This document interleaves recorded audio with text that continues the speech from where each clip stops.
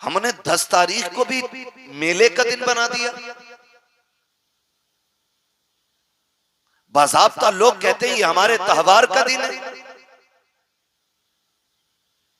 ओ भाई, 10 तारीख को मुस्तफा के शहजादों ने कुर्बानियां पेश की हैं।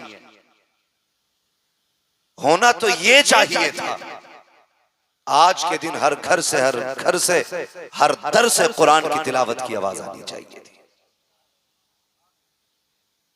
अगर मैं भी हाथ उठवा लूं ना कि कितने लोगों ने आज कुरान पढ़ा है, तो मेरे ख्याल से 50% हम में ऐसे लोग होंगे जिन्होंने कुरान नहीं पढ़ा होगा।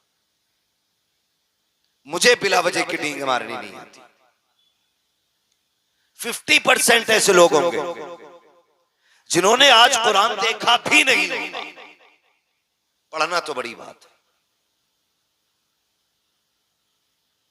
और कितनी बेटियों के सरों से दुपट्टे उतरे, कितने घरों की इज्जत नीलाम हुई, ये एक अलग मसला है।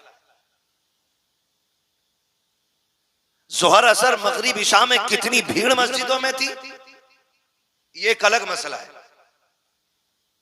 मेरी कौम के नौजवानों, जरूरी है कि हम करबला वालों का पैगाम भी याद रखें। जो उन्होंने सबक दिया उम्मत को, वो भी हमें याद रखना बहुत ज्यादा जरूरी है। अल्लाह भला करे उन लोगों का जिन्होंने आज के दिन भी सबील के बड़े बड़े स्टॉल लगाए, उन लोगों को पानी पिलाया। उनके पानी पिलाने से लग रहा था कि ये आज जो लंगर चल रहा है, ये गुलाम ये बताना चाहते हैं कि कल जब तुम नहरे फुरात पे काबिज थे तो तुमने नबी के बेटों को पानी नहीं दिया। आज जब पानी हमारे हाथ में है तो हम सिर्फ अपने नहीं बल्कि गैरों को भी पकड़ पकड़ के पानी पिला रहे हैं। जिस तरह आपने सबील पे गौर किया, लंगर पे गौर किया, काश उतना ही हमने कुरान पे भी ध्यान लगाया होता। जब 10वीं शब आई थी और यजीदी हमला करने के लिए तैयार थे, तब मेरे इमाम ने कहा था एक रात की मोहलत दें। उन्होंने ये समझा शायद ये तलवारें तेज करेंगे, एक रात का मौका मांग रहे हैं, निशाने दुरुस्त करेंगे, रात भर प्रैक्टिस करेंगे, तब जाके सुबह जंग लड़ेंगे। लेकिन तारीख गवाह है, करबला की मिट्टी गवाह है, एक एक जर्रा गवाह है करबला शरीफ का, कि जब इजाजत और मोहलत मांगी ना मेरे इबाब ने, आपने रात के 2 हिस्से किए।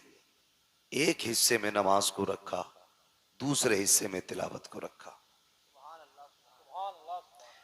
सब ये हिसाब लगा रहे थे कि तलवारों की तैयारी होगी, लेकिन अल्लाह वाले तो जन्नत की तैयारियां कर रहे थे। जन्नत की तैयारियां कर रहे थे। और तैयारियां भी कैसी? पानी नहीं था, तयम्मुम है, जबान सूखी है। मोहम्मद अली भाई कारी हैं और बहुत अच्छे कारी हैं। मैं कहता हूं कभी नात के बाद इनसे कुरान भी सुना करो। कई इनामी मुकाबले जीते इन्होंने कुरान में, बहुत उम्दा कारी भी है मोहम्मद अली भाई। कभी इनसे सुने कुरान आप। लेकिन हमने सिर्फ नात सुनी है तो सिर्फ नात सुनते हैं। अगर कुरान एक बार सुन लिया इंशाअल्लाह फिर कुरान सुनने के आदी हो जाएंगे।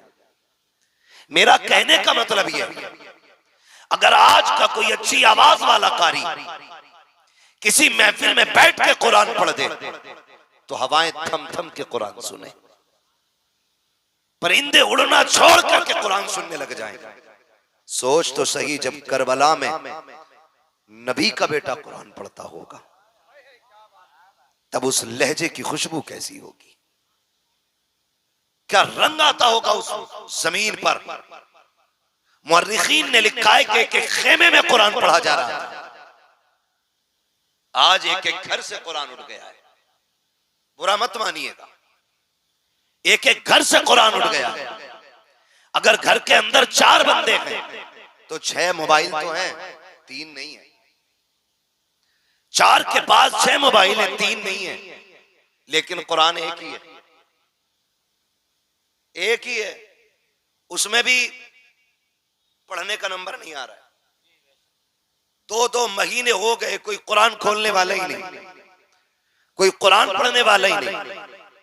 मेरे इमाम अपने खेमे के अंदर है, हर खेमे में कुरान की तिलावत हो रही है। हुसैन की शहजादी सैयदा सकीना आई, कहने लगी बाबा क्या मैं कुरान नहीं पढ़ूंगी? मेरे इमाम ने कहा बेटी आओ तुम्हें हम कुरान पढ़ाते। मैं उस बच्ची की बात कर रहा हूं जिसकी उम्र में भी इख्तिलाफ है। बाज ने 4.25 साल लिखा है, बाज ने 7 साल उम्र लिखी है। अगर 7 साल भी मान दो तो ये वो छोटी बच्ची थी जो काफिले में सबसे छोटी थी, लेकिन इसको भी शौक हुआ कुरान पढ़ने का,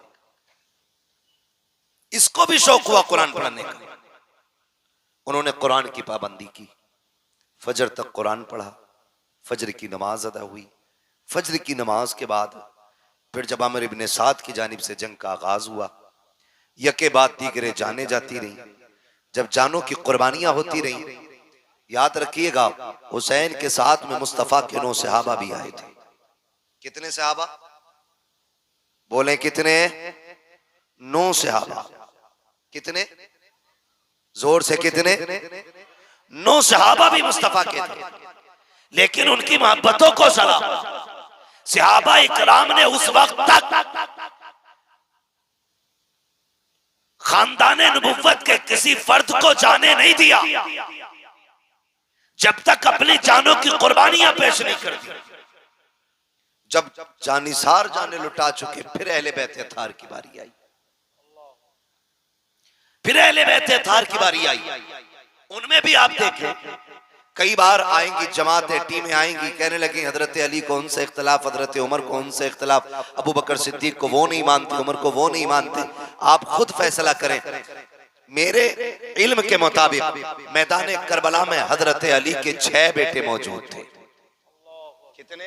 6। जोर से कितने? और बोले कितने? 6 बेटे हजरत अली के मौजूद थे। जो बताना चाहता हूं वो ये बात है कि उनमें एक बेटे का नाम अबू बकर इब्ने अली है, दूसरे बेटे का नाम उमर इब्ने अली है, तीसरे बेटे का नाम उस्मान इब्ने अली है। अब मुझे एक बात बताओ, अगर मुझे आपसे नफरत है तो मैं आपके बेटे के नाम पे अपने बेटे का नाम रखूंगा? आप रखोगे? नफरत अगर होती है तो नाम नहीं रखे जाते। ये नफरत की तो वजह है जो किसी का नाम यजीद है तुम्हारे गांव में कोई यजीद? बोले है? सुना कहीं? नहीं है ना? क्यों? क्योंकि नफरत ही इतनी है लोगों को यजीद से। कोई अपने कुत्ते का नाम भी यजीद रखना नहीं चाहता। और हर घर में झांक के देखो, हर घर में एक हुसैन जरूर मिलेगा। वाह वाह वाह वाह। हर घर के अंदर एक हुसैन मिलेगा, एक एक घर में कई कई हुसैन मिलेंगे।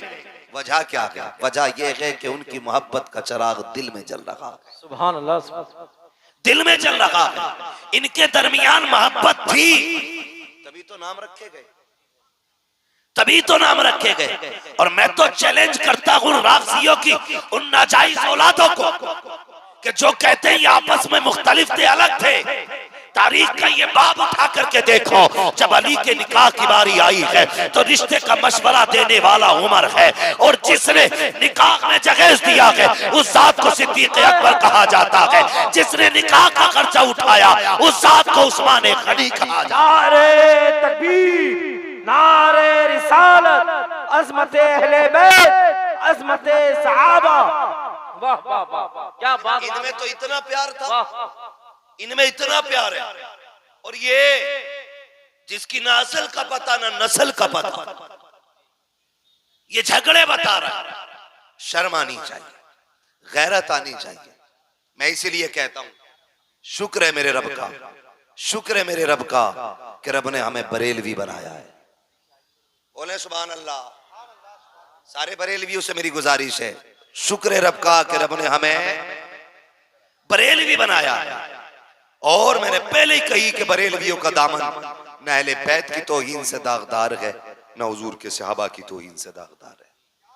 यके बाद दीगर शहादतें होती रही, यहां तक के फिर अहले बैत अतहार की बारी आई, अली के घर के शहजादों की बारी आई, अकबर, कासिम, अब्बास, सोनो, मोहम्मद, यके बाद दीगर शहीद होते रहे। फिर ताजदारे शहादत, शहीदों का इमाम, मेरा इमाम, इमाम अली मकाम मैदान करबला गए, अपनी भी जान का नजराना पेश किया और आपने पूछा मालिक बता तू राजी है कि नहीं। आवाज आई या अय्यतुहन नफ्सुल मुतमइन्ना इरजिई इला रब्बिक रादियतम मर्दिया फदखुली फी इबादी वदखुली जन्नती। अल्लाहु अकबर, शहादत इमाम हो गई।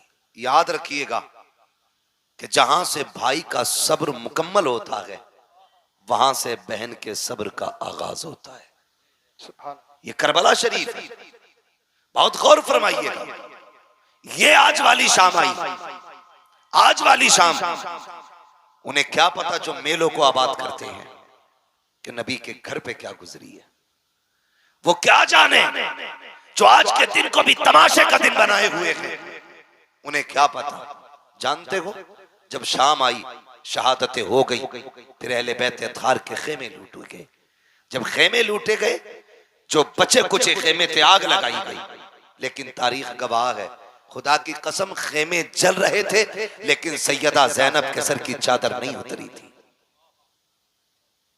चादर सैयदा जैनब के सर की नहीं उतरी थी। यहां तक मुअर्रिखीन ने लिखा है आधा खेमा जल चुका है, आधे का कपड़ा पड़ा है। उधर हजरत जैनब ने अपने वजूद को उस कपड़े के आड़ में छुपा रखा है कि घर जले तो जल जाए लेकिन अहले बैत के घर की चादर सर से नहीं सरकनी चाहिए। जरा ये चीजें ज़हन में रखें। फिर क्या किया गया? उन यजीदियों ने कौन सा सितम न किया, बड़े सितम किए गए, लूटा गया खेमों को। मेरा हुसैन मोहताज नहीं था, गरीब नहीं था।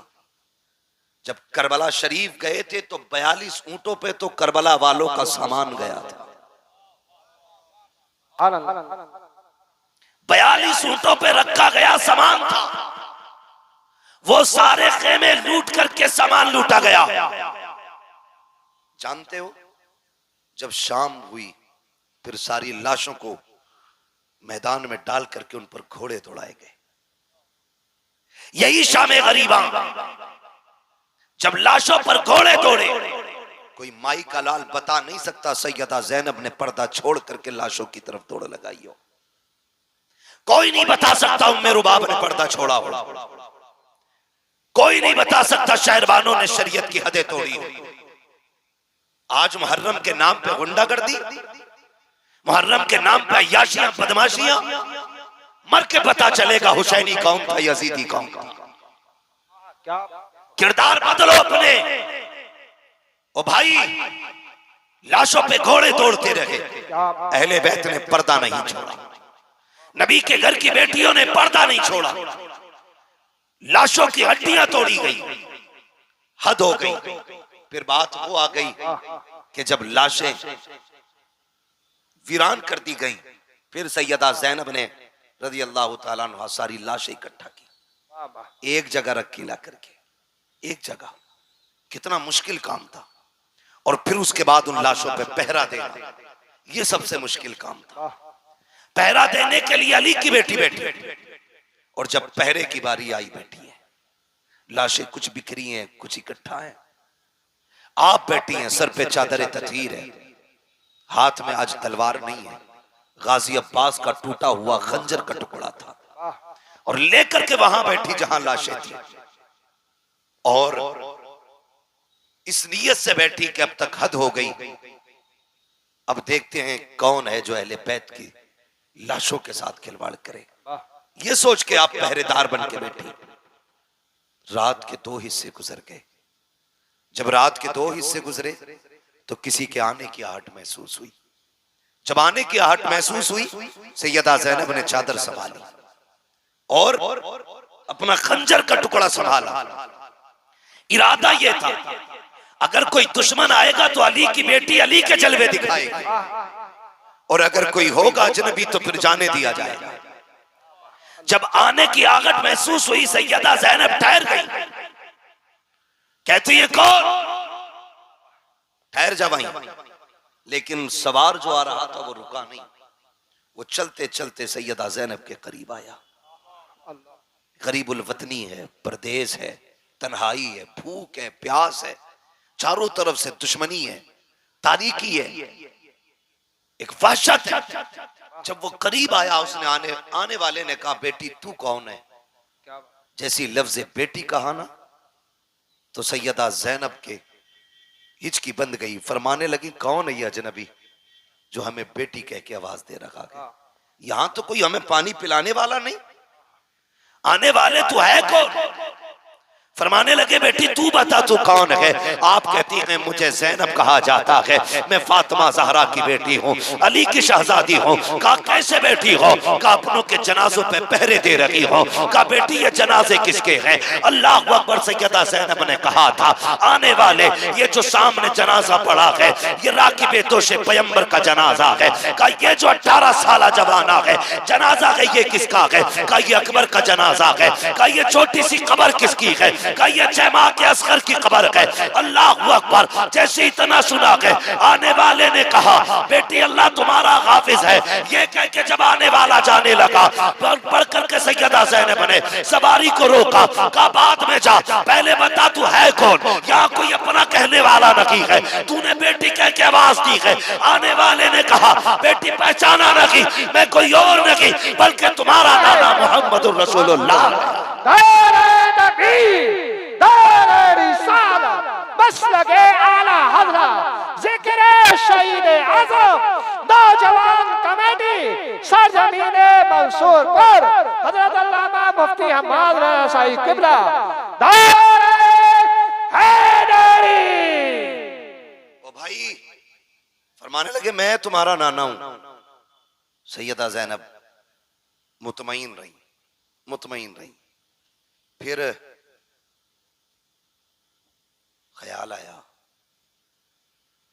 ख्याल आया कि हुसैन ने कहा था कि मेरी सकीना मेरे बगैर सो नहीं पाती है, देखूं तो सही सकीना का हाल क्या है। फिर ख्याल आया अगर मैं यहां से उठ के चली गई तो पता नहीं जनाजों का क्या करें ये लोग।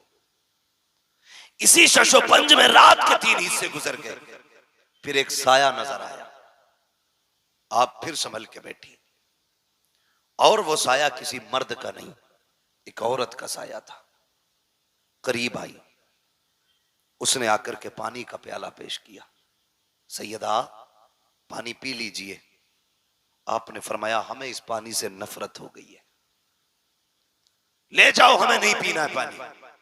खातून ने कहा मुझे हुर की बीवी कहा जाता है, मेरे शोहर ने गर्दन कटा करके अपनी गुलामी का हक अदा कर दिया, मेहरबानी करें मुझसे पानी कबूल कर लें। जब इतनी बात कही, सैयदा ज़ैनब ने कहा सुनो, जिनके 18 साल के शहजादे प्यासे चले गए हों उन्हें पानी कैसे अच्छा लगेगा? जाओ ले जाओ ये पानी। लेकिन वो खातून जानती थी सैयद को अगर खातून जन्नत का वास्ता दो तो वो कभी टाला नहीं करते। उन्होंने कहा आपको आपकी अम्मी का वास्ता ये पानी कबूल फरमा ले। आपने पानी लिया, उठी, ख्याल आया मेरी सकीना सबसे ज्यादा प्यासी है, सकीना सबसे ज्यादा प्यासी है। ये सोच करके आप खेमे में आई। जब खेमे में आके देखा तो हजरत सकीना नहीं थी। आवाज दी सकीना सकीना, पता नहीं चला। फिर खेमे से बाहर निकली, ख्याल आया कहीं यजीदियों ने बच्ची को उठा तो नहीं लिया, कहीं सितम करके कत्ल तो नहीं कर दिया। ये यजीदी है, इनसे कुछ भी उम्मीद की जा सकती है सिवाय भलाई की उम्मीद के। ये सोच करके बेकरार होकर पलटी। बाहर आवाज दी सकीना, तो जहां मक्तल में लाशें पड़े थे वहां से हल्की सी आवाज आई, पुपी यहां आओ, मैं यहां हूं। अल्लाह अकबर। कहीं जाके देखा तो जहां मेरे हुसैन का लाशा था वहां सैयदा सकीना ने पैरों पे सर रख के लेटी हुई है, पैरों पे सर रख के। बाप बेटी का रिश्ता अलग होता है। आप भी परदेश जाते हो, खुदा की कसम बेटियां अगर छोटी होती हैं उस वक्त तक नहीं सोती हैं जब तक बाप के सीने पे सर रखने जगह न मिल जाए। ये हुसैन की सकीना फरमाती कि मैं कहीं बाबा के पैरों पे सर। मैंने हाथ पकड़ा, बेटी यहाँ कैसे आ गई? कहा फूफी रात को नींद नहीं आ रही थी। मैंने कहा अब्बा तेरी बेटी को नींद नहीं आ रही है, आके सुला दीजिए। कहा मैंने इतना कहा था, इतने में मक्तल से आवाज आई, बेटी यहाँ आ मैं तुझे सुला दूं। कहती बेटी लाशों पे घोड़े दौड़ चुके हैं, किसी लाश की पहचान नहीं हो रही है, तुझे कैसे पता चला कि ये तेरे बाप का लाशा है? हजरत सकीना ने कहा था मैं इसी ढेर पे आई, इसी जगह पे आई, मैंने आके सारी लाशों को देखा, सब एक जैसी लाशें नजर आई। मैंने कहा अब्बा कहाँ हो? कहा फूफी इसी लाश के बाजू उठे थे, इसी ने हाथ उठा के कहा था आ बेटी मेरी सीने से लग जा। कहा बेटी फिर पैर से क्यों लेटी? कहा मेरे बाप के सीने पे इतने जख्म थे कि सर रखते हुए दुख हो रहा था, अगर मैं सीने पे सर रख देती मेरे बाप को तकलीफ हो जाती। एक पैर के तलवे ऐसे थे जहां पे जख्म नहीं था, इसलिए मैंने सर रखा सो गई। कहा बेटी आओ तो सही, खेमे में लेके आई है। कहा फूफी बात क्या है? कहा लो बेटी 3 दिन की प्यास है, पानी पी लीजिए। अब मेरे घर हुसैन के घर की तरबियत देखें। सैयदा सकीना कहती है फूफी जान प्यास तो आपको भी लगी है, आपकी भी 3 दिन की प्यास है, ये पानी आपने क्यों नहीं पिया? हजरत ज़ैनब कहती है ए सकीना जिन घर के बच्चे प्यासे होते हैं उस घर के बड़े पानी नहीं पिया करते हैं। इतना सुनना था, हजरत सकीना ने प्याला हाथ में लिया और दौड़ लगाई मक्तल की तरफ। हजरत ज़ैनब ने कहा था सकीना कहाँ जा रही हो? कहा फूफी अभी आपने कहा था जिस घर के बच्चे प्यासे होते हैं उस घर के बड़े नहीं पीते हैं। कहा भी मुझसे छोटा मेरा असगर प्यासा है, ये पानी पहले उसे पिलाया जाएगा। ये कह के दौड़ लगाई, ठोकर लगी, पानी गिर जाता है, आवाज आती है सलामुन अला सब्र सकीना, सलामुन अला सब्र अहले बैत मोहम्मद। नबी के घर वालों तुम्हारे सब्र को सलाम हो, हुसैन की सकीना तेरी जुर्रत और हिम्मत को सलाम। नारे तकबीर, नारे रिसालत, जिक्र शहीद आज़म, नारे हैदरी, उलमाए सुन्नत। खुदा की कसम ये उनके घर के बच्चों का सब्र है, बच्चों का सब्र है। अगर अपना सब्र देखना हो, एक बार इफ्तारी में दिन बड़ा होने लगे मस्जिद में इफ्तारी मुंह छुट लगा दो, बच्चे भी बैठा दो बड़े भी बैठा दो, फिर देखो मुट्ठी भर के कौन खाता है। ये हमारी तरबियत है, ये उनकी तरबियत।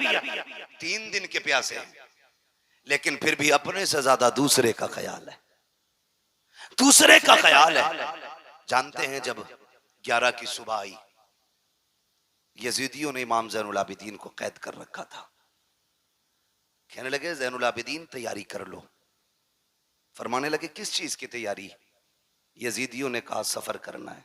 आपने फरमाया परदेसियों की कोई तैयारी नहीं होती है, जहां चाहो ले चलो, हम परदेसी हैं।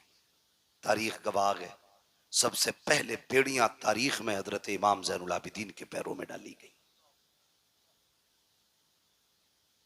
गले में तोक, पैरों में बेड़ियां।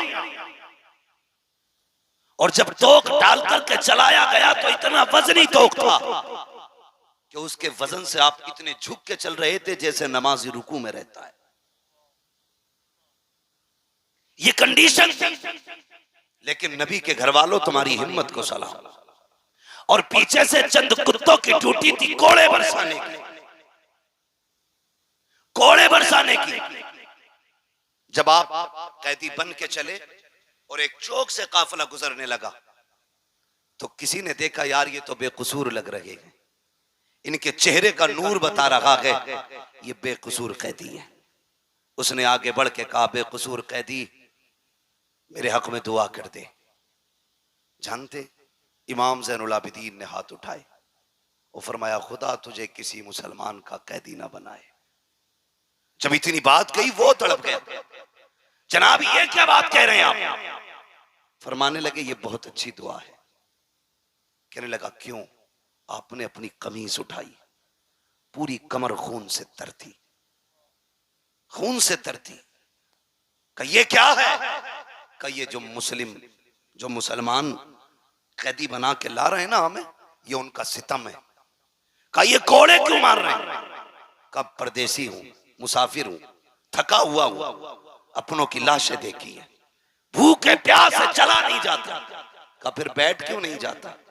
कहा अगर मैं बैठ गया तो फिर जिम्मेदारियां करबला में रह जाएंगी, ये जिम्मेदारियां मुझे नाना के मदीने तक पहुंचानी है। अल्लाह अकबर, लोग कुछ भी कहें, जो चाहे वो सोचे, लेकिन खुदा की कसम हम चैलेंज के साथ कहते हैं, करबला में भी हाकिम हमारा हुसैन था, कूफे में भी हाकिम हमारा ही हुसैन, पावर में हमारा ही हुसैन था।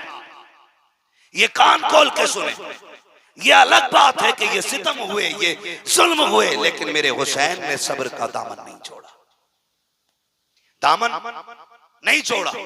ये काफिला चला, जानते हो 64 औरतें, 26 बच्चे, 72 नेजों पे 72 सर। तरतीब क्या दी गई? तरतीब ये दी गई कि सबसे आगे शहीदों के सर थे, उनके पीछे इमाम ज़ैनुल आबिदीन थे, उनके पीछे सैयदा ज़ैनब थी, बाकी फिर खवातीन जो कैदी बनाई गई थी, और सबसे पीछे हजरत सकीना की सवारी थी। इस तरतीब से काफिले को ले जाया जाता है। आज हैरत हो रही है भाई, हैरत हो रही है। आज सुन्नी बरेलवी कहलाने वाले लोग ढोलक पे उतर आए। पढ़े तारीख के इस बात को भी कि वो जो सारे शहीदों के सर चल रहे थे, उनसे भी आगे यजीदी लोग ढोल लेके चल रहे थे, और वो आगे आगे ढोल बजा के कह रहे थे, हुसैन को हमने शहीद कर दिया, कत्ल कर दिया, माज़अल्लाह, फतह हमारी हुई है, इसलिए ढोल बजाए जा रहे थे। जानते हो, जब एक चौक से, एक बस्ती से काफिला गुजरने वाला था, तो दूर से ढोल की आवाज आ रही थी। एक नाबीना खड़ा था, उसके साथ एक बच्चा था, वो नाबीना भीख मांग रहा था। जब ढोल की आवाज सुनी तो उसने अपने बच्चे से कहा, लगता है बारात कोई बड़ी है। जब बारात बड़ी है तो फिर दूल्हा भी बड़ा होगा। का अब्बा कहना क्या चाह रहे हो? का बेटे देख जरा बारात कैसे लोगों की है। तो सबसे आगे जब ढोलों को आते देखा, सर पर्क के कपड़े, बेहतरीन खूबसूरत लिबासों में, नए नए कपड़ों में ढोल वाले देखे। बच्चे ने कहा, अब्बा लगता है बारात बड़ी शान वाली है। बच्चा कहता है, बाप ने कहा, बेटे सुन, जब वो दूल्हा करीब आ जाए तो मेरे कोनी मार देना, ताकि जब वो दूल्हा आएगा तभी मैं भीख मांगूंगा। अल्लाह अकबर। बच्चे ने पहले ढोल वालों को देखा, उसे तो दूल्हा का इंतजार था, लेकिन हैरत में पड़ जाता है जब नेज़े पे कटे सर को देखता है, और हैरत में पड़ गया जब जमा के बच्चे को नेज़े पे रखा देखा के सर खाओ। बच्चा होश खो बैठता है, और धीरे धीरे ये ढोल वाले करीब आए। बच्चा अपने बाप की तरफ सिमटना शुरू कर देता है, क्योंकि आज तक तारीख में ये मंजर किसी ने नहीं देखा था कि 18 साल का सर, 6 माह का सर, 56 साल का सर नेज़े के ऊपर हो। जैसे कि सर करीब आए हैं, सर आगे गुजर जाते हैं। बच्चे को कुछ होश आया, उस वक्त सैयदा ज़ैनब की सवारी गुजर रही थी। बच्चे ने बाप के कोनी मारी। उसने ये सोचा शायद दूल्हा गुजर रहा है। उसने कहा, तुम्हें खुदा का वास्ता, नबी का वास्ता, अली का सदका अता करो, नबी का सदका अता करो। जैसी तना कहा है, आज बड़े जमाने के बाद सैयदा ज़ैनब ने अली का नाम सुना था, नबी का नाम सुना था। कहती, फिजा का जी बेटी का जल्दी कीजिए, इससे कहिए एक बार और अली का नाम ले, एक बार और नबी का नाम ले। आपने कहा, फिर से कह जो तूने कहा है। उसने फिर से कहा, एक बार और कह जो तूने कहा है। उसने फिर से कहा। उसके बाद कहती, मैं पता क्या चाहिए। उसने कहा, फकीर हैं, मोहताज हैं, भीख दे दीजिए, हम तो दरबार, हम तो भीख लेने खड़े हैं। आपने बच्चे की तरफ देखा, फरमाया जल्दी आ, तुझे पैसा चाहिए? कहा हाँ। कहा सुन, वो जो सबसे पीछे सवारी आ रही है, जा उसके पैरों के निशान की जगह की मिट्टी हटा ले, तेरी जरूरत पूरी हो जाएगी। बच्चे ने बूढ़े का हाथ पकड़ा, उधर दौड़ लगा दी जिधर की खबर सैयदा ज़ैनब ने दी है। जब जाकर के मिट्टी हटाई है, सोना निकल आया है। बच्चे से बाप कहता है, बेटे क्या हो गया है? कहा, ये काफिले वाले कौन है? कहा, क्या हुआ? कहा, ये जो लोग जा रहे हैं, इन्होंने कहा था कि मिट्टी हटा ले, वहां तेरी जरूरत पूरी हो जाएगी। अब्बा, मैंने मिट्टी हटाई है तो सोना निकल आया है। बाप ने कहा, सोना फेंक दे, जल्दी दौड़ के चल। कहा, कहां? कहा, जिसने सोने का पता बताया है। कहा, किस लिए? कहा, तू नहीं जानता है, ये जो गुजर के जा रही है, या तो नबी की बेटी गई है या अली की बेटी गुजर के। जिक्र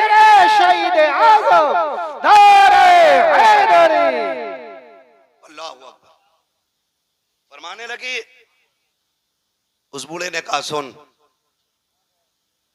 या तो ये नबी की बेटी गुजर के गई है या अली की बेटी गुजर के गई है। खुदा की कसम, इन्हें मजबूर कहते, इन्हें कमजोर समझते। गलती ना करना, बातें बहुत सारी है मगर तवज्जो करें, इस बात को आखिरी बात समझ के सुन लें। तवज्जो है, जरा कह दें या हुसैन। जितने लोग सुन रहे हैं सारे बस वही बोलें, वाह हुसैन, और जोर से बोलें वाह हुसैन। हाँ सुने बहुत गौर से, हम हाय हुसैन वाले नहीं, हम वाह हुसैन वाले लोग हैं। तवज्जो करें। ये काफिला चला, काफिला चलते चलते एक जंगल से गुजर रहा था। जंगल से जब काफिला गुजरने लगा तो एक खातून अपनी गोद में दुपट्टे में गठरी में कुछ छुपाए खड़ी थी। ये यजीदी फौजी, दौलत के कुत्ते, ये आगे आगे चल रहे। उस खातून ने पूरे काफिले को रोका, ठहरो। का क्या बात है? का तुम्हारे अंदर कोई तबीब है? कहा क्यों? का मेरा बेटा बीमार है, एक ही बेटा है, 7 बेटियां हैं, मुझे डर है कहीं वो मर ना जाए। का अगर तुम में कोई तबीब हो तो मेरे बेटे को देख ले। तो शिमर को, इन लाइनों को मजाक सूझी। इन्होंने मजाक के तौर पे इमाम ज़ैनुल आबिदीन की तरफ मुंह किया और बूढ़ी से कहने लगे, हम तो तबीब नहीं है, लेकिन इससे पूछ ले, ये जो कैदी है शायद ये तबीब है। बूढ़ी गई जाके कहने लगी, परदेसी क्या तू तबीब है? आपने कहा अल्हम्दुलिल्लाह, सिर्फ मैं नहीं, मैं भी हकीम, मेरा बाप भी हकीम, मेरा दादा भी हकीम, मेरा घराना ही हकीमों का है। क्या इलाज कर देगा?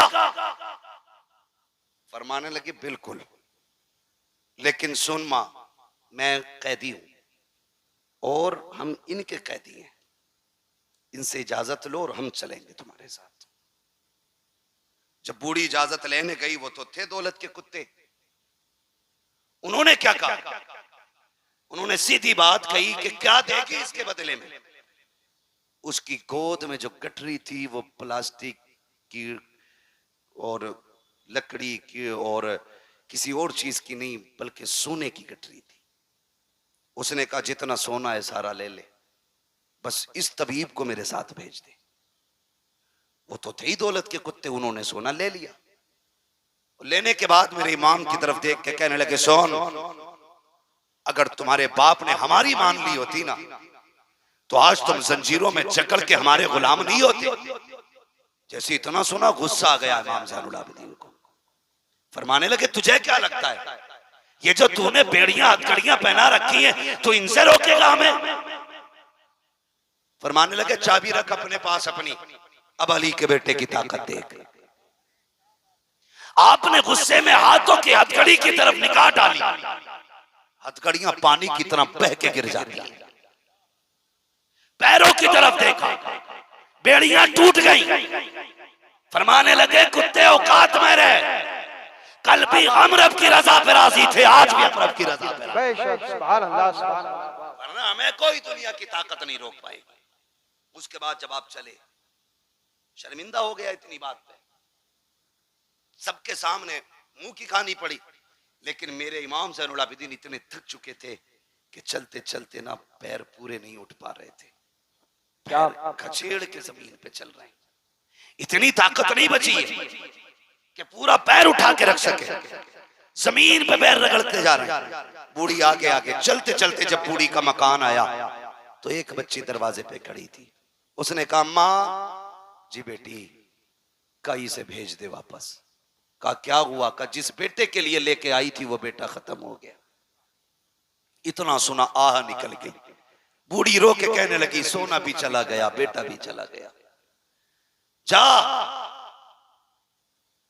मैंने तुझ पे ज्यादती की, मैं यहां तक चला के लाई, तेरा एहसान तो यहां तक आ गया, वापस चला जा। इमाम ज़ैनुल आबिदीन ने कहा, मां दरवाजे तक आए हुए मेहमान को लौटाया नहीं जाता है, चौखट तक आने की इजाजत तो दे। बूढ़ी ने कहा क्या करेगा बेटा, तेरा वक्त जाये होगा, तेरा टाइम खर्च होगा, तू परदेसी मुसाफिर, जाने कब का चला है, कब तक चलेगा, कुछ खाया कि नहीं खाया।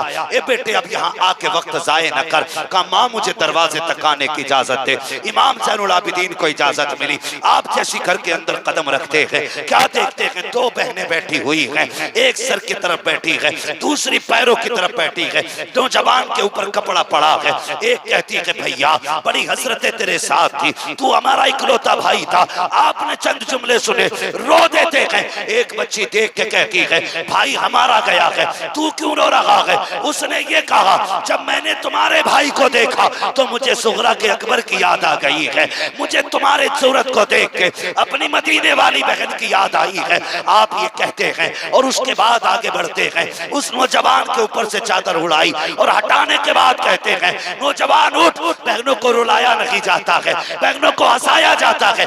इतना कहा नौजवान उठ के बैठ जाता है। आपने जैसी नौजवान को उठाया है, माँ कहती है अरे बेटे ये कैसे हो गया। कहा बेटे ये बता माँ, ये तो बता तेरी गोद में सोना कितना था। कहा 7 बेटियों का जेवर था। कहा जल्दी कर, जितना सोना था उतनी मिट्टी लेके आ। पूरी मिट्टी लेके आई है। मेरे इमाम ने यूं हाथ लगाया है, सारी मिट्टी को सोना बना दिया है। उसके बाद कहते हैं माँ बता क्या कमी रह गई है। बेटा भी मिल गया है, सोना भी मिल गया है। ये कह के पलटने लगे। बूढ़ी ने दौड़ के कदम पकड़े। कहा ओ शहजादे जरा ठहर तो सही, अरे रुक तो जरा, बता तो सही तू है कौन, कहाँ का रहने वाला है, बता ये शाने कहाँ से लेके आया है, ये रुतबे कहाँ से मिले हैं। आप कहते अम्मा ये ना पूछ, अब मुझे जाने दे। बूढ़ी कहती बता ना बेटे क्या मामला है। कहा वो बता बेटे वो 72 नेजों पे सर किसके थे। आपने कहा उसमें कुछ सर मेरे घर वालों के हैं, मेरे चचा के हैं, मेरे भाइयों के हैं, मेरे बाप का भी सर उसमें है, मेरे भाइयों के सर भी उसमें है। कहा बेटे एक बात समझ में नहीं आई, तूने मेरा एक जिंदा कर दिया, अपने 72 जिंदा ना कर सका, क्या राज है इसमें। आप कहते माँ मेरी मजबूरी है, अगर मजबूरी ना होती तो जैसे तेरा एक जिंदा हुआ है वैसे मेरे 72 भी जिंदा हो जाते। आपने जैसी इतना कहा। बूढ़ी कहती बेटे समझ में नहीं आया। कहा माँ सुने यहाँ समझ में नहीं आएगा, वहां चल जहां नेजों पे सर है, सारी चीजें समझ में आ जाएंगी। बूढ़ी फिर वापस आई है। कहा बेटे अब बताना, मेरा इमाम उस नेजे के पास आया जिस नेजे पे इमाम अली मकाम का सर रखा हुआ है। आप बाप के सर के पीछे खड़े हुए और कहते हैं अब्बा जी वो कुरान पढ़ के सुनाओ जो करबला से यहाँ तक पढ़ के सुनाया है, फिर से वो तिलावत सुनाओ जो करबला से यहाँ तक सुनाई है। मुअर्रिखीन ने लिखा है कि सरे हुसैन नेज़े पे खुद घूमा, रुख हुआ ज़ैनुल आबिदीन की तरफ और सूरह रहमान की तिलावत शुरू हो जाती है। सूरह रहमान की तिलावत मेरे इमाम के सर ने की है। आप कहते अम्मा अब कुछ समझ में आया कि नहीं। माँ कहती मैं नहीं समझी। मेरा इमाम कहता है ए माँ जिंदा वो किए जाते हैं जो मर जाया करते हैं, जो पहले से जिंदा होते हैं वो जिंदा नहीं किए जाते।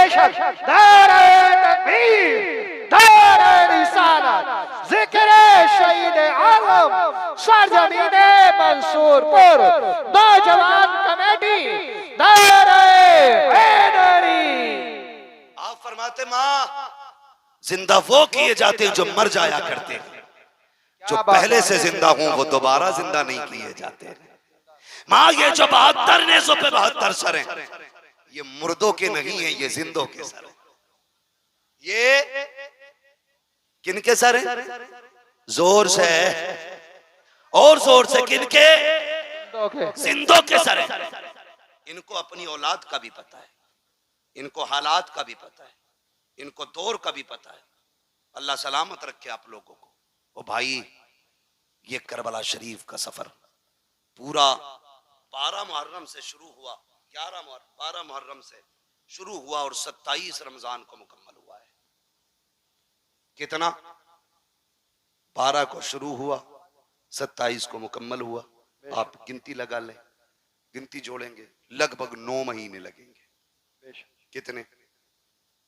बोलें जोर से और जोर से। 9 माह मुकम्मल सफर लगे। जानते हो अली की बेटी की जरूरत देखे, 9 महीने सफर किया है, पैदल सफर किया है, सफर करके भी आई है, कुरान पढ़ती भी आई है। जब सफर मुकम्मल मदीने में जाके हुआ और इमाम ज़ैनुल आबिदीन का बाजू पकड़ के कहा, ज़ैनुल आबिदीन ये क्या आ गया? फूफी आपको भी मालूम है ना, ये तो नाना का मज़ार है। कहा बेटे पता तो है, लेकिन तुझसे भी कहलवाना। कहा फूफी ये नाना का मज़ार है। फिर आपने रुख किया करबला की तरफ, कहा हुसैन गवाह रहना, मैंने तेरी अमानत को हिफाजत के साथ हुजूर के मदीने तक पहुंचा दिया। बेशक हुजूर के मदीने तक पहुंचाया। 9 महीने सफर किया, पैदल सफर किया, लेकिन जानते हो इस 9 महीने में सैयदा ज़ैनब ने 72 कुरान मुकम्मल किए थे। कितने जोर से कितने? 72 कुरान अली की बेटी ने पढ़े। क्या आज हमारी बेटियों ने 72 आयतें पढ़ी हैं? कुरान के 72 कलमे ही पढ़े, 72 हर्फ ही पढ़ लेती। वो भाई अपने घरों के अंदर जाके ये सब काम करो। कुरान हुसैन के साथ है और हुसैन कुरान के साथ है। हुसैन उसी के साथ होंगे जिसके साथ कुरान भी होगा, और कुरान उसी के साथ होगा जिसके साथ हुसैन भी होंगे। इसलिए अपने घरों के अंदर कुरान की आदतें डालो, नमाजों की पाबंदी करो।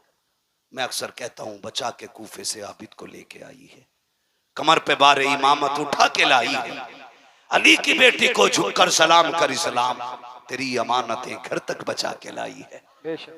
सैयदा ज़ैनब इमाम ज़ैनुल आबिदीन को मदीने तक लेके आई, जो वादा था हुसैन से पूरा कर दिया। और जानते हो करबला से वापसी के बाद 15 साल सैयदा ज़ैनब जिंदा रही, लेकिन कभी घर से बाहर कदम नहीं निकाला, कभी नहीं निकाला। यहां तक कि पड़ोसियों ने भी आपको निकलते नहीं देखा। हद तो तब हो गई जब शोहर ने कहा दवा ले ले, डॉक्टर तबीब से मिलने, फरमाने लगी नहीं मैं ज़हरा की बेटी हूं, मैं पर्दा नहीं तोड़ूंगी। कहा नाना के दीन में तबीब को औरत को दवा लेने के लिए हाथ पैर दिखाना जायज है? कहा ये तो शरीयत है जो आप कह रहे कि दिखाना जायज है, लेकिन अजीमत यह है कि मर जाए किसी के सामने चेहरा ना खोले। हमने अजीमत हुसैन से करबला में सीखी। कहा कैसे? कहा जब लाशों पे घोड़े दौड़ रहे थे, हमें हुसैन ने मना कर दिया था कि कुछ भी हो जाए मुस्तफा की शरीयत नहीं छोड़नी है। खुदा की कसम 15 साल जिंदा रही, कभी घर से कदम नहीं निकाला, और जमाने को दिखा दिया कि अली की बेटियां पर्दा कैसे करती हैं। आज हम पे भी लाजिम है हम अपने घरों के अंदर पर्दे को आम करें। खुदा की कसम अगर किसी भाई की कोशिश से बहन पर्दे वाली हो गई, बाप की कोशिश से बेटी पर्दे वाली हो गई, शोहर की कोशिश से बीवी पर्दे वाली हो गई, तो अगर ये जन्नत में जाएगी, अल्लाह बाप को, भाई को, शोहर को, तीनों को भी जन्नत अता फरमाएगा। जरूरी ये है कि हम शरीयत को आम करें, मुस्तफा जाने रहमत के दीन को मजबूती से पकड़ें। पूरा पैगाम करबला शरीफ का आप पढ़ लीजिए। बहुत सारे जुल्म करबला शरीफ में हुए, लेकिन उन्होंने सब्र नहीं छोड़ा, शरीयत नहीं छोड़ी, दीन नहीं छोड़ा। इमाम ज़ैनुल आबिदीन, इमाम ज़ैनुल आबिदीन के हवाले से बेशुमार रिवायतें मौजूद हैं। बस एक बात मैं भी बता दूं, आपके खेमे में ना जब बदला लेने की बारी आई, किसकी? मुख्तार सक़फ़ी ने जब बदला लिया था और ये यजीदी जाने चुरा चुरा के भाग रहे थे, तो एक भागते भागते जंगल में उसे कोई ठिकाना नहीं मिला, तो एक झोंपड़े में जाके घुस गया, और वो झोंपड़ा किसी अजनबी का नहीं, इमाम ज़ैनुल आबिदीन का था। इमाम ज़ैनुल आबिदीन की क़यामगाह थी, मुख्तार सक़फ़ी की फौजें पीछे थी, पनाह लेने के लिए खेमे में घुसा। प्यास लगी थी, कहा पानी मिलेगा? आपने एक प्याला दिया, कहा और चाहिए, दूसरा प्याला भर के दिया, कहा और चाहिए, तीसरा प्याला भर के जब दिया, इसने हाथ में लेके कहा लगता है तुमने मुझे पहचाना नहीं। कहा क्यों? कहा अगर पहचान लेते तो मुझे पानी ना पिलाते। मेरे इमाम ज़ैनुल आबिदीन की आंख में आंसू आ गए, फरमाने लगे कैसी बातें करता है, अपने बाप के कातिल को कोई भूल सकता है? क्या मैं तेरे चेहरे को भूल जाऊंगा? क्या तू वो शिमर नहीं है जिसने मेरे बाप के गले पे खंजर चलाया था? तू वही तो कुत्ता है। कहा फिर मुझे पानी क्यों पिलाया? हमने तो तुम्हारे ऊपर नहरे फुरात के पैरे सख्त कर दिए थे, तुम पानी पिला रहे हो। फरमाने लगे सुन, कल हम तुम्हारे मेहमान बने थे, आज तू हमारा मेहमान बना। जो तुमने किया वो तुम्हारा दस्तूर था, जो हम कर रखे हैं ये नबी के घर वालों का दस्तूर। ओ भाई, कोई वफा मोहब्बत ताकत कोई सीखे तो अली के बेटों से। वो कहा था अली का घर भी क्या घर है कि उस घर का हर एक बच्चा जिसे देखो वही शेरे खुदा मालूम होता है, जिसे देखो वही शेरे खुदा मालूम होता है। मेरे नबी ने फरमाया, लोगों मुझसे प्यार करना चाहते हो, मेरे हुसैन से प्यार करने लगना। मेरे हुसैन का प्यार गोया मेरा प्यार है, मेरा प्यार है। अल्लाह अराकीनी कमेटी की मोहब्बतों को सलामत रखे, आप लोगों के जज्बों को सलामत रखे। इतनी रात तक बैठ के आपने अली के बेटों की बातें सुनी है। जब कयामत में कोई किसी की सुनने वाला नहीं होगा, इंशाअल्लाह हम गुनाहगारों की सुनने के लिए हुसैन आ जाएंगे, हुसैन आएंगे। वो कहा था ना, आ गए कब्र में भी छुड़वाने, दर्द कितना है उम्मती के लिए। ओ भाई, हम उनसे वफा करें जो जमाने से वफा करते हैं। अल्लाह ताला हमें करबला वालों की खैरात अता फरमाए, हमें अहले बैत का सदका अता फरमाए। अल्लाह हम सबको ज़हरा के लालों का सदका अता करे, मौला अली के पालों का सदका अता करे, मुस्तफ़ा जान रहमत के नौनिहालों का सदका अता करे। फरमाया गया इन्नल्लाह मअस साबिरीन, अल्लाह सब्र करने वालों के साथ है। मदद ये नहीं है कि तलवार की धार बढ़ जाए, मार काट में पावर आ जाए, ये मदद जरूरी नहीं है। मदद इसको कहते हैं कि खुद कट गए लेकिन आज भी कटने के बावजूद पूरी दुनिया में वही मौजूद हैं जो कट गए थे, और काटने वालों का नामो निशान तक नहीं है। पूरी दुनिया घूम लो, कोई नहीं कहेगा मैं शिमर की औलाद से हूं, मैं खोली की औलाद से हूं, मैं इब्ने ज़ियाद की औलाद से हूं। कोई नहीं कहेगा मैं इब्ने साद की औलाद से हूं, कोई नहीं कह सकता यजीद की औलाद से हूं। दुनिया घूम के आओ, खुदा की कसम। कोई कहेगा मैं इमाम जाफर की औलाद से हूं, कोई कहेगा इमाम बाकिर की औलाद से हूं, कोई कहेगा मूसा काजिम की औलाद से हूं। अली के घर की नस्ल आज भी जमाने में है, और खुदा की कसम सुबह कयामत तक रहेगी, सुबह कयामत तक रहेगी। और इसी नस्ल के बारे में मेरे इमाम ने कहा था, तेरी नस्ल पाक में है बच्चा बच्चा नूर का, तू है ऐने नूर तेरा सब घर आना तेरा। आखिर में सुस्ती क्यों आ रही है? तू है ऐने नूर तेरा, सब घर आना। आखिर में भी देखो ड्यूटी और हाजिरी वैसी लगनी चाहिए जैसी शुरू में लगी थी, ताकि फरिश्ते जाके बताएं मौला जैसे शुरू में सुन रहे थे वैसा आखिर तक सुनाए। तेरी नस्ल पाक में है बच्चा बच्चा तू है ऐने नूर तेरा, सब घराना नूर का। बस जो हुए अगलात उनको माफ फरमाए रब्बे कायनात। जिंदगी ने दिया साथ, फिर होगी मुलाकात। चमन रहा फूल खिलेंगे, जिंदगी रही फिर मिलेंगे। मुसाफिर हैं हम भी, मुसाफिर हो तुम भी, किसी मोड़ पर फिर मुलाकात होगी। फकीरान आए सदा कर चले, सदा खुश रहो ये दुआ कर चले। सारे लोग कलमा शरीफ पढ़ लीजिए, ला इलाहा इल्लल्लाहु मुहम्मदुर रसूलुल्लाह।